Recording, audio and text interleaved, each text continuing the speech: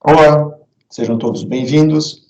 Meu nome é Júlio Maximansky, sou advogado na PHMP Advogados e o objetivo desse momento é discutirmos um pouco a respeito dos processos judiciais de cobrança, entender um pouco como funciona a cobrança de uma dívida na justiça. A gente sempre pensa que quando vai para a justiça, já está perdida a obrigação, já não vou conseguir mais receber, a chance de recebimento é muito pequena, que a justiça é muito lenta, que é muito devagar, que tudo demora muito. Será que tem alguma coisa que eu possa fazer para que isso funcione melhor? Será que tem alguma coisa que eu, enquanto credor, possa fazer antes, no começo dessa dívida, para evitar que, sendo necessário um processo, ela demore tanto? Será que realmente o judiciário é tão lento assim? Vamos entender um pouquinho melhor. Então, para começar a compreensão, é necessário, antes de falar dos processos judiciais, é necessário falar sobre o que se é levado à cobrança. Quando eu falo assim, vou cobrar uma dívida na justiça, essa dívida ela sempre tem que estar documentada em alguma forma. Esse já é o primeiro momento. Se essa dívida ela não está documentada, não quer dizer que eu não possa cobrar, mas ela vai ser mais difícil, vai ser um processo mais lento, mais demorado. Eu vou ter que provar que essa dívida realmente existiu, que tudo aconteceu. Então, a primeira dica aqui é que a dívida ela tem que sempre estar bem documentada. Mas como é que eu documento uma dívida? Existem diversas formas de documentar uma dívida. A lei nos traz o que se chama de títulos de crédito. Títulos de crédito são títulos que representam um crédito do credor para com o devedor. Os mais comuns, mais conhecidos, é o cheque, a nota promissória, a duplicata, os contratos de uma forma geral, um termo de confissão de dívida. Para ficar aqui nos mais conhecidos, nós temos diversos outros títulos. Tem as letras de câmbio, então tem várias outras linhas, tá? Mas vamos ficar naqueles mais conhecidos do nosso dia a dia. Bom, então quer dizer, se eu tenho um título de crédito documentado, então, o meu processo vai andar mais rápido? Sim e não. Sim, em relação àquele que não tem uma dívida documentada. E não, se ele não tiver preenchido todos os seus requisitos. Às vezes fala assim, o advogado é muito chato, porque ele quer tudo muito certinho, tem que ser tudo muito cheio de detalhes, mas é que, na verdade, existe um procedimento previsto em lei. E existem requisitos também da lei para que um título seja reconhecido como tal, e eu possa futuramente no processo ter uma agilidade melhor no seu recebimento. Então, por exemplo, como o objetivo desse momento agora é falar mais sobre os processos, eu não vou falar tanto sobre os títulos de crédito, porque isso levaria bastante tempo, mas desde já eu os convido para continuar acompanhando o nosso canal, se inscreva aqui no nosso canal do YouTube, ative as notificações, porque como esse é um assunto que ele tem muita complexidade, ele tem muitos temas que envolvem as cobranças, desde os meios extralegais de cobrar, como é que eu posso agir antes de ir para o judiciário, como é que eu formo bem um título de crédito, quais são os documentos que eu posso usar em cada caso, como é que eu consigo cobrar, então, evitar que isso vá para o judiciário. E uma vez indo para o judiciário, como é que funciona lá o trâmite no judiciário, no sentido de como ele vem se comportando ao longo dos anos. O que tem sido feito para que se dê uma resposta mais ágil e mais eficiente ao credor. Tem bastante coisa bem bacana para tratar e esse vídeo vai ficar muito extenso.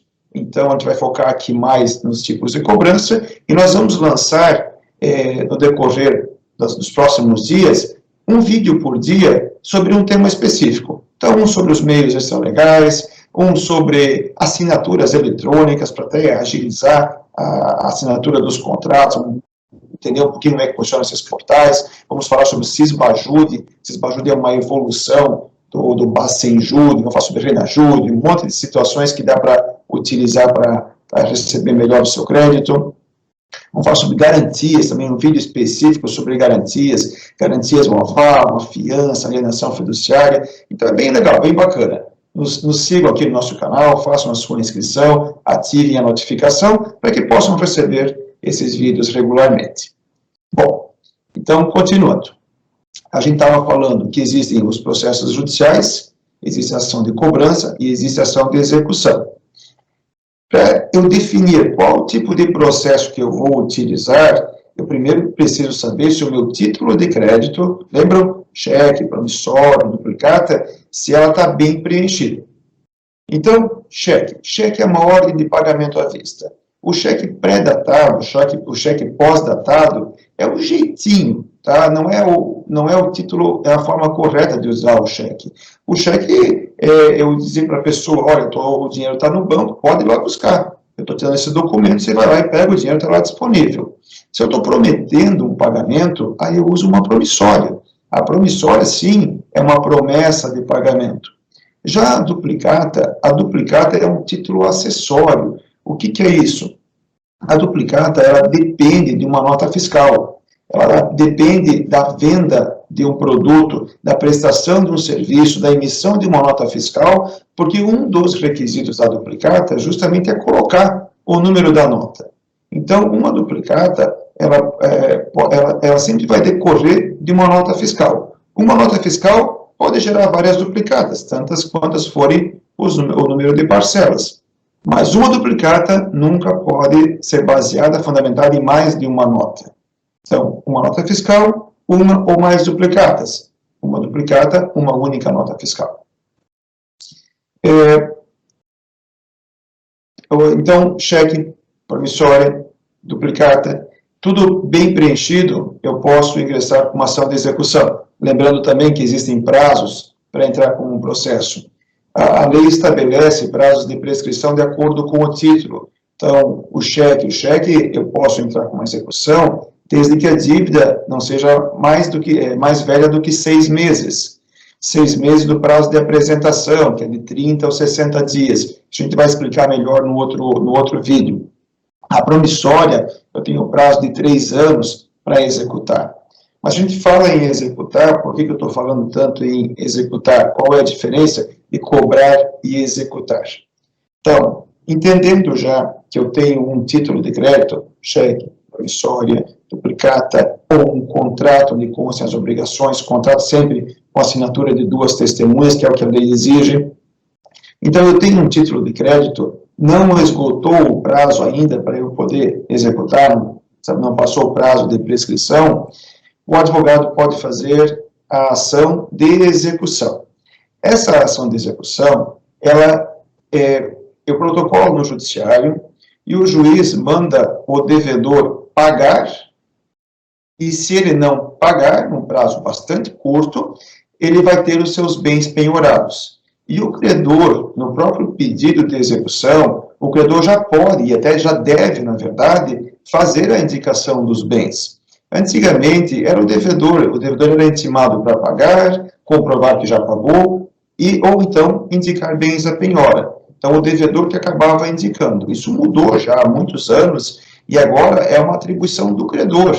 O credor é que vai indicar quais bens que ele quer que sejam penhorados. Então, o caminho é ele fazer uma pesquisa prévia, seja de veículos, de equipamentos, de bens imóveis, e ele já leva para o judiciário a informação do que ele quer que seja penhorado. Então, o juiz permite, manda o devedor primeiro pagar, e se ele não pagar, aí já pode fazer a penhora desses bens que foram indicados pelo credor. O próprio credor, nesse caso, ele, quando ingressa com o processo, quando ele protocola no fórum, ele já recebe uma certidão, e essa certidão ele pode levar no registro de imóveis, assim como também no DETRAN, para fazer uma restrição. Quer dizer o seguinte, olha, qualquer bem que essa pessoa tiver nesse momento, se ela for vender, o comprador já vai saber, olha, tem esse processo contra você. Primeiro resolve lá, senão eu vou acabar tendo que pagar. E é isso mesmo, tá? É justamente para prevenir o que se chama de fraude à execução. Matéria de outro vídeo. Então, vejam só a agilidade. Eu protocolo o processo com um bom título de crédito, com todos os requisitos preenchidos, sai já uma citação, o devedor, isso já é automático, tá? Acaba sendo, na prática, o próprio cartório já determina a citação é o nome que se dá desse ato do fórum, tá, do judiciário, que leva a conhecimento do devedor que existe essa dívida, é a citação. Dá o prazo para ele pagar, e se ele não pagar, volta já para o juiz, então, determinar a penhora sobre os bens que foram indicados pelo credor. Uma vez indicados os bens, feita a penhora, já se passa para o momento onde o credor pode fazer a opção entre tomar o bem para si, com o pagamento da dívida, e se o bem não cobriu o valor da dívida, vai continuar a execução, ou então ele pode pedir, não, eu não tenho interesse nesse bem, eu quero que ele seja vendido. E essa venda pode ser judicial, ou pode ser também extrajudicial, quando o próprio credor assume esse ônus de colocar à venda. Isso a lei estabelece uma série de procedimentos, tá? Na prática, o mais comum é que acaba ocorrendo a venda judicial.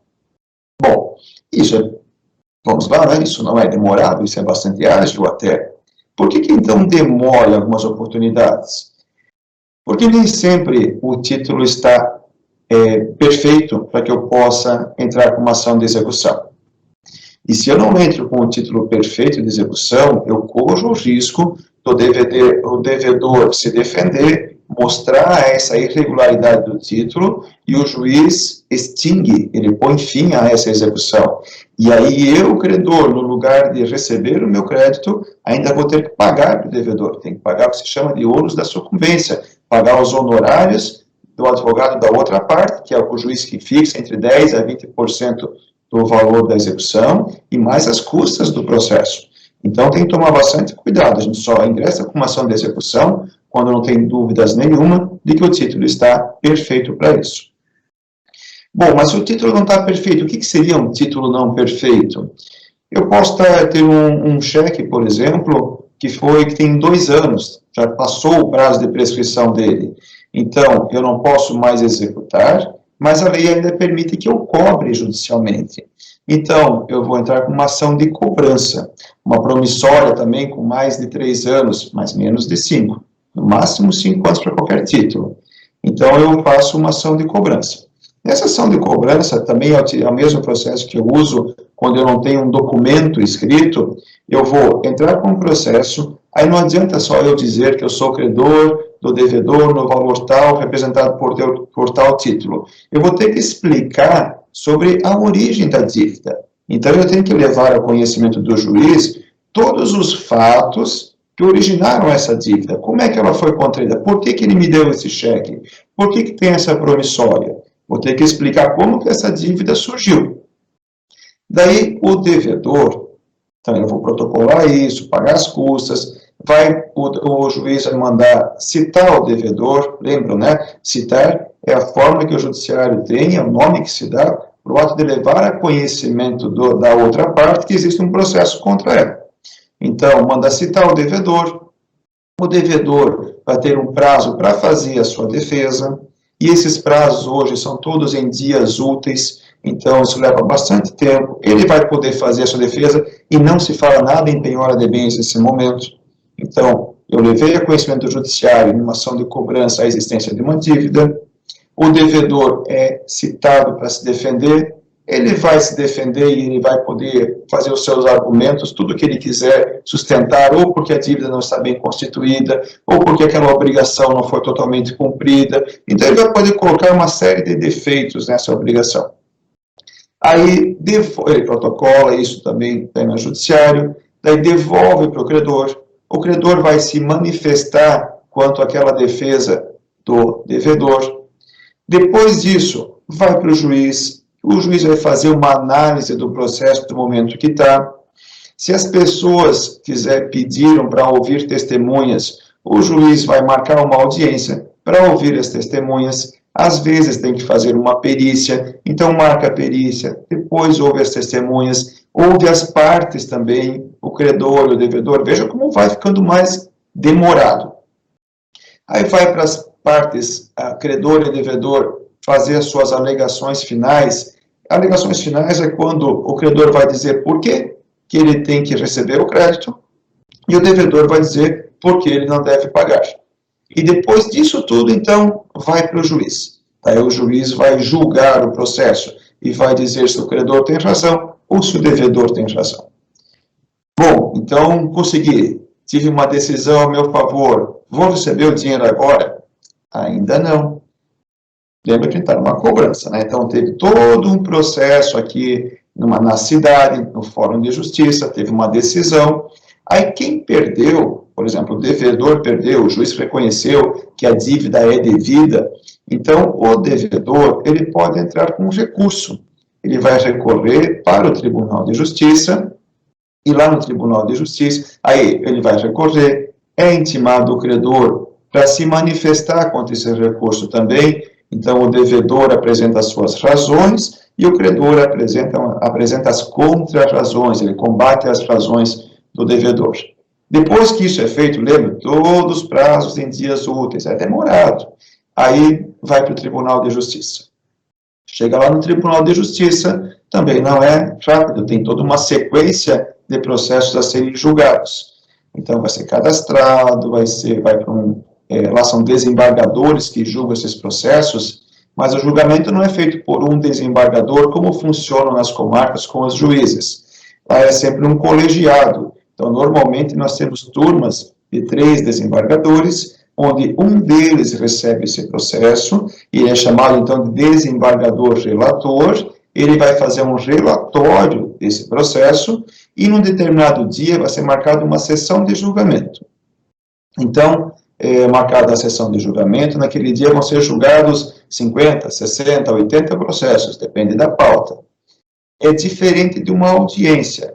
Nesse processo, nesse momento, nessa sessão de julgamento, não são ouvidas testemunhas. Então, o que se permite é que o advogado de quem recorreu ou da outra parte, que ele possa falar, ele possa explicar verbalmente, então, para os desembargadores, quais são os seus fundamentos. Então, tentar convencer em 15 minutos o porquê que ele tem razão. Seja o credor insistindo na cobrança da sua dívida, seja o devedor pelas razões que ele entende que não é devido. Então, esse é o momento que se fala em 15 minutos, esse é o tempo lá no Tribunal de Justiça. Precisa ter isso? Não, não precisa. São poucos até, vamos pensar num universo aí de um julgamento de 80 processos, talvez 5, 6, no máximo 10 processos que aconteçam essas intervenções dos advogados. Mas, se não, ele vai para julgamento na sessão. Aí o relator, ele lê o relatório do processo, ele vai dizer o que o credor quis, o que a defesa, o devedor disse, o que o credor rebateu, se foram ouvidas testemunhas, o que as testemunhas disseram, se foram ouvidas as partes, o que elas falaram, se teve perícia, ele vai dizer o que aconteceu, ele está só relatando, ele está dizendo, ele não está dizendo ainda a sua opinião. E depois que ele termina o relatório, daí então ele passa a ler o seu voto. E o voto, sim, é a decisão daquele desembargador, como ele entende que deve ser julgado aquele processo. Esse voto é colocado em discussão, e aí tem mais 2 desembargadores, que podem concordar ou podem discordar daquele voto.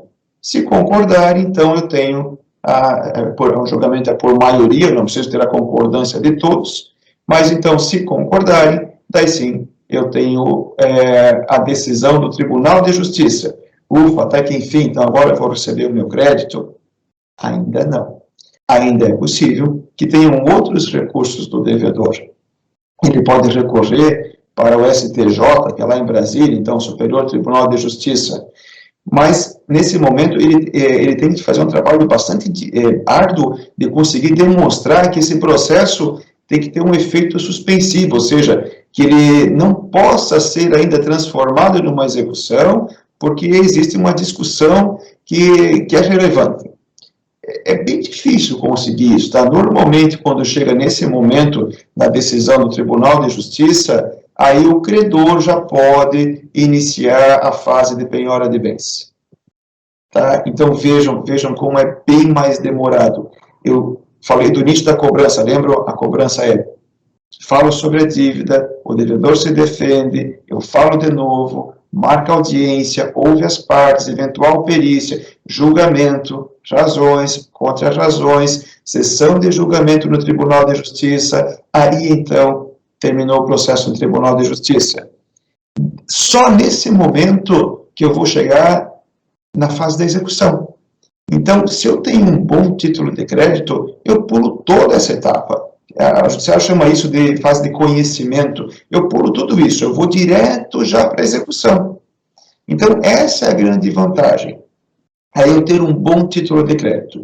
Quando eu faço uma venda, ou quando eu vou prestar um serviço, é importante, prestação de serviço, faça um contrato, emita nota fiscal, emita nota duplicata de prestação de serviços, ou então, faça uma promissória, pegue um cheque, lembrando, cheque é a ordem de pagamento à vista, não é uma promessa de pagamento.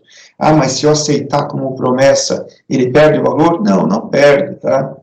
Mas vai dar uma possibilidade de uma discussão disso depois. Então, sempre se municie de um bom título de crédito para permitir que depois você não tenha que optar pela ação de cobrança, que você possa ir direto para uma ação de execução. Você ganha com isso, em média, uns 3 a 4 anos. E isso, quando você vai cobrar uma dívida, faz toda a diferença.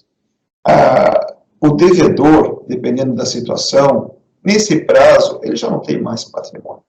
Se ele tem várias dívidas, você vai ter que disputar com vários credores. Então, aquele credor que for mais ágil, que for mais célere, que conseguir entrar com uma execução, a probabilidade, a chance que ele tem de receber é muito maior do que aquele que vai ter que passar por todo aquele caminho de uma ação de cobrança. Então, de uma forma bastante simples e bastante clara e objetiva, a diferença dos processos judiciais é na ação de cobrança e na ação de execução. A ação de execução vai direto para a fase da penhora de bens, e a ação de cobrança não. Eu vou passar alguns anos primeiro transformando aquela dívida em um título. E se eu já tenho o título, eu vou direto para a penhora de bens. Basicamente, essa é a diferença. Então, reforçando, o que nós gostaríamos de trazer nesse vídeo é mostrar os tipos de cobrança judicial, demonstrar que nem sempre o judiciário que é responsável. Ah, mas eu fiz uma execução e assim, ainda assim é demorado. Claro, nós sabemos, o judiciário tem um volume de processos gigantesco. E nós dependemos, temos pessoas lá, não são máquinas que estão trabalhando, são pessoas. Elas também têm um limite de trabalho. Então, nós temos que compreender que já se tomaram várias medidas para dar maior celeridade. E isso que nós vamos explicar bem detalhadamente num outro vídeo. Um vídeo que vai falar sobre o Cisbajude. O Cisbajude foi uma revolução que começou em 2020 e realmente vai permitir que o credor consiga identificar muito mais facilmente eventuais desvios de bens e conseguir demonstrar que algum bem foi vendido indevidamente ou que tem uma simulação de algumas obrigações. O Cisbajude é bem bacana, ele realmente vem fazer uma devassa nesse meio tecnológico e financeiro. E no outro vídeo também, para evitar que se chegue no judiciário, então, quando a gente chega no judiciário, normalmente já se passou um certo tempo, já está desgastada a relação, então tentar os meios extralegais. Então, no outro vídeo também nós vamos explicar a respeito do protesto, a respeito dos bancos de restrição ao crédito, o Serasa, SPC, Boa Vista, como é que funciona cada um deles. Qual o banco de dados, é tudo a mesma coisa, não é? Vamos falar sobre o protesto, vamos falar sobre as notificações, bem bacana, então nos acompanhem, façam a sua inscrição, ativem a notificação, para vocês irem recebendo esses vídeos e ter essas informações também. São vídeos curtos, aí mais ou menos uns 10 minutos, e o objetivo é levar esse conhecimento bem específico. Outro vídeo específico sobre os títulos de crédito, vamos falar quais são os requisitos que precisa de um cheque, os requisitos da promissória, o requisito da duplicata, entender se boleto, bloqueto e duplicata é a mesma coisa ou não é, se o protesto faz alguma diferença ou não. Vamos falar sobre a notificação extrajudicial, os contratos, de uma forma geral. Eu falei que contratos é um título de crédito, mas será que eles têm alguns requisitos também? Qualquer contrato está valendo? O contrato tem prazo para executar? E garantias, né? Lembram, se eu vou partir para uma cobrança judicial, seja uma execução, seja uma cobrança, e eu tenho garantidores, eu não estou falando só contra o devedor, eu estou falando também em outras pessoas envolvidas. Garantia como, por exemplo, o aval e a fiança. Ou eu posso já, por que eu vou ter que esperar entrar com uma execução para daí pedir a penhora de um bem? Eu não tenho uma forma, então, de me proteger antes? Claro que tem. Nós temos as garantias reais. Eu posso pegar um equipamento na garantia de uma venda, eu vou vender um bem, mas olha, eu preciso de uma garantia. Às vezes o próprio bem é a garantia da venda, que é o que funciona bastante na venda de máquinas. Então eu faço a reserva de domínio, só vou te transferir a propriedade depois que você terminar de pagar. Enquanto isso é meu. Então tem umas ferramentas bem bacanas para utilizar e facilitar o recebimento do seu crédito. E as assinaturas eletrônicas, né? Hoje não é mais possível nós não conhecermos a utilização das assinaturas eletrônicas. Cada vez está sendo mais comum. Veja, no judiciário nós não assinamos mais a caneta. Nós temos certificados eletrônicos e assinamos isso com um pendrive. Então, são certificados. O próprio judiciário também. Você não vai mais encontrar uma decisão judicial onde o juiz assinou. Vai ter uma assinatura eletrônica. Assinou, mas eletronicamente, não mais a caneta. E essas facilidades nós podemos utilizar no nosso dia a dia também, na constituição de um crédito. Nós vamos constituir um contrato, por exemplo, às vezes é tão difícil pegar a assinatura de alguém, manda eletronicamente, manda por e-mail, por plataformas que são disponíveis, e a pessoa assina. E você, tanto ela quanto você, tem essa via assinada e obedecidos os requisitos, plenamente válido. Então, hoje, nós temos, sim, muitas outras formas e ferramentas para constituir bem uma obrigação e tornar mais ágil o recebimento do seu crédito. Então, os convido novamente, continuem nos acompanhando, façam a sua inscrição, ative a notificação e continuem recebendo os nossos vídeos com essas dicas que são dadas. Elas são selecionadas dentro da experiência que nós temos de mais de 20 anos na prática da advocacia e nas dificuldades que sentimos junto aos clientes em algumas questões pontuais. Então, essas questões que são trazidas, nós procuramos transformá-las nesses vídeos para auxiliar não apenas aos nossos clientes, mas todos aqueles que possam estar passando pela mesma dificuldade. Qualquer dúvida, coloquem no chat, preencha que a gente vai respondendo. Muito obrigado a todos.